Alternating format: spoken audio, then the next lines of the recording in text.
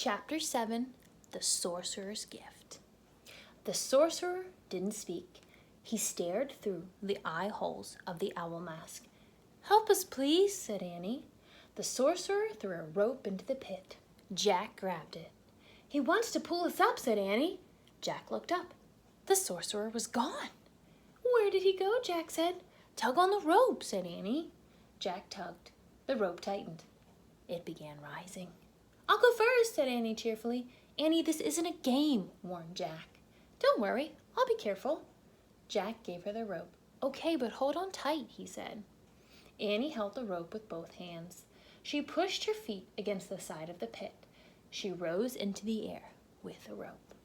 She kept pressing against the side of the pit until she reached the top. Jack saw the sorcerer reappear and help Annie up. Then they moved out of sight. Jack was puzzled. The sorcerer had used both hands to help Annie.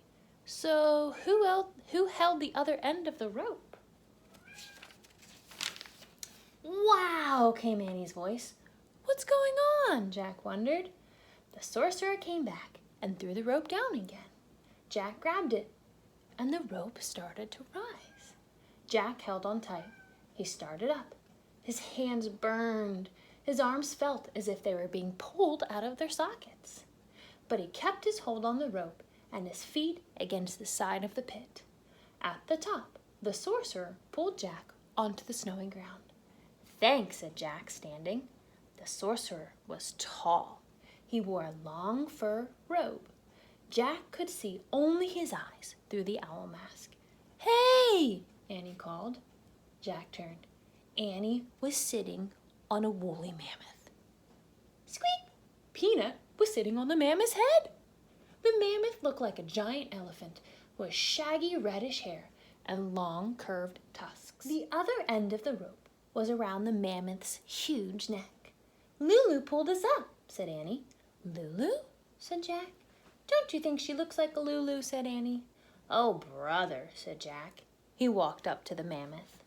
"Hey, mammoth starts with M," said Annie. "Maybe Lulu's the special thing." "I don't think so," said Jack. The great creature knelt down, just like a circus elephant. "Whoa," said Annie. She clutched the mammoth's ears to keep from falling off. The sorcerer helped Jack climb onto the mammoth. "Thanks," said Jack. Then the sorcerer reached into a pouch. He pulled out a smooth white bone and handed it to Jack. The bone was hollow. It had 4 holes along one side and 2 on the other. So there they are on the huge mammoth. And he's handing them something. "Oh man, I think it's his flute," said Jack. "The book said they make flutes from mammoth bones." Jack tried to give the flute back to the sorcerer. "Nice," he said politely, but the sorcerer held up his hand. "He wants you to keep the mammoth bone," said Annie. "Mammoth bone," whispered Jack. "Hey, maybe this is the 3rd thing." Jack looked at the sorcerer. "Do you know Morgan?" he asked. The sorcerer did not answer, but his eyes sparkled with kindness. He turned away from Jack and untied the mammoth's rope. Then he whispered in the ear of the giant woolly creature. When the mammoth stood up, Jack gripped Annie's coat to keep from falling off. He felt miles above the ground. He nestled behind Annie in the dip between the mammoth's head and huge curved back. The mammoth took slow, plodding steps across the snow, then picked up speed. "Where are we going?" said Jack as they bumped up and down.